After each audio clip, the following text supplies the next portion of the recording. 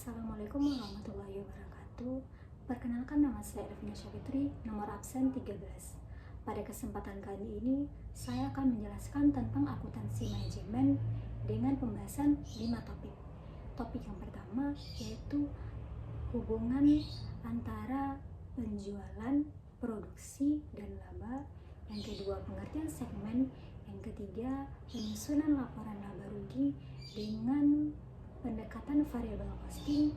Yang keempat, pengukuran kinerja investasi pusat dengan ROI, RI, dan EFA. Yang kelima, konsep dari harga transfer. Yang pertama, hubungan produksi, penjualan, dan laba. Hubungan antara laba, variable costing, dan full costing disebabkan oleh perlakuan biaya tetap terkait perubahan persediaan. Kondisi yang pertama, ketika produksi lebih besar dari penjualan, maka dampak labanya terhadap full costing yaitu lebih besar, sedangkan dampak labanya terhadap variable costing yaitu lebih rendah. Yang kedua, ketika kondisi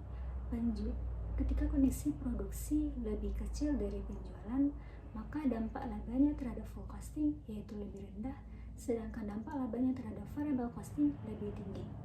Kondisi yang ketiga yaitu ketika produksi sama dengan penjualan, maka dampak labanya terhadap variable costing yaitu sama, dan dampak labanya terhadap full costing yaitu sama.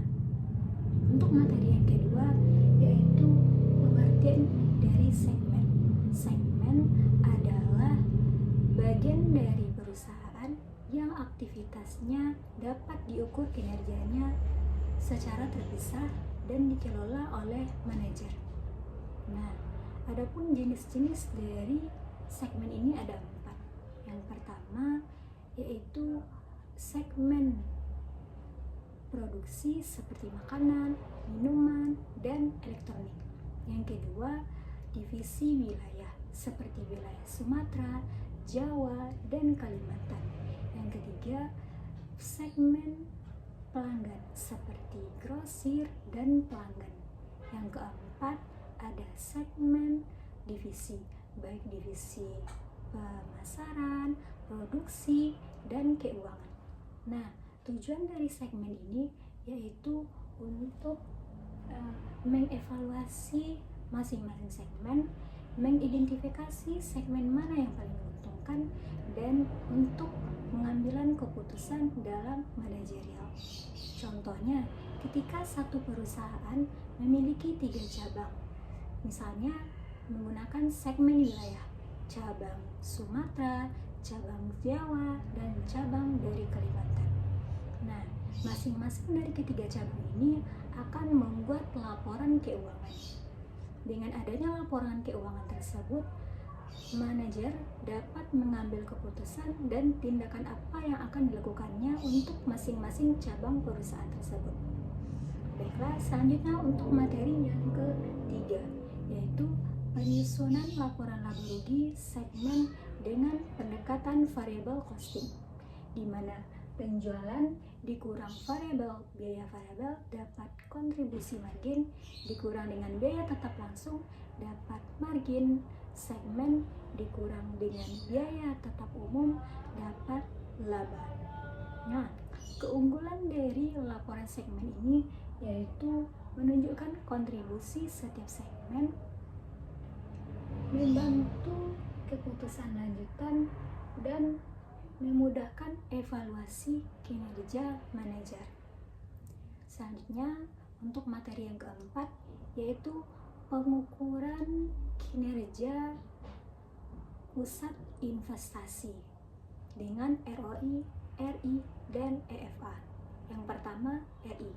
RI adalah singkatan dari Return on Investment, di mana yaitu mengukur kemampuan menghasilkan laba dengan sejumlah investasi. Rumusnya yaitu laba operasi dibagi dengan investasi. Yang kedua, RI atau residual income, di mana pengukuran laba setelah dikurangi dengan biaya modal. Rumusnya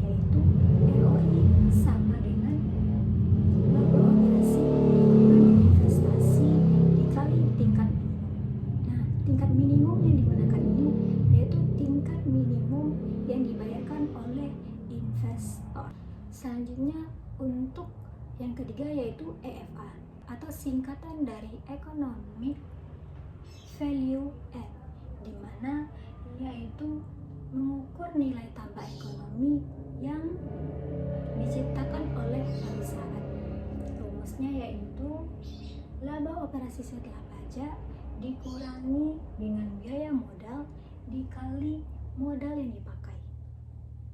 Selanjutnya untuk materi yang terakhir yaitu ada konsep dasar dari harga transfer. Harga transfer adalah harga yang digunakan dalam transaksi jual beli baik barang atau jasa di dalam divisi dalam satu perusahaan. Nah, tujuan dari harga transfer ini yaitu untuk menilai kinerja dari divisi secara adil. Yang kedua, mendorong efisiensi antar divisi. Yang ketiga, mendukung pengambilan keputusan dan mengoptimalkan laba perusahaan. Nah, untuk adapun metode dari penentuan harga transfer ini ada 4. Yang pertama, metode harga pasar, di mana menggunakan harga pasar yang berlaku untuk produk atau jasa serupa di luar perusahaan. Kelebihannya itu objektif dari metode ini mudah dipahami, namun kekurangan dari metode ini yaitu sulit jika tidak ada pasar yang sebanding. Yang kedua, metode biaya ditambah laba, di mana berdasarkan biaya produksi ditambah dengan margin tertentu. Yaitu kelebihan dari metode ini mudah dihitung dan stabil, namun ada kekurangan dari metode biaya tambah laba yaitu bisa memicu konflik jika tidak marginnya tidak adil. Dan yang ketiga, metode negosiasi, di mana harga ditentukan melalui negosiasi antar divisi.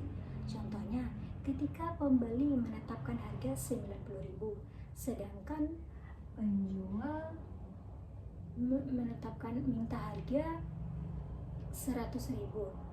Nah, setelah mereka melakukan negosiasi, dapat kesepakatan harga di harga 85.000.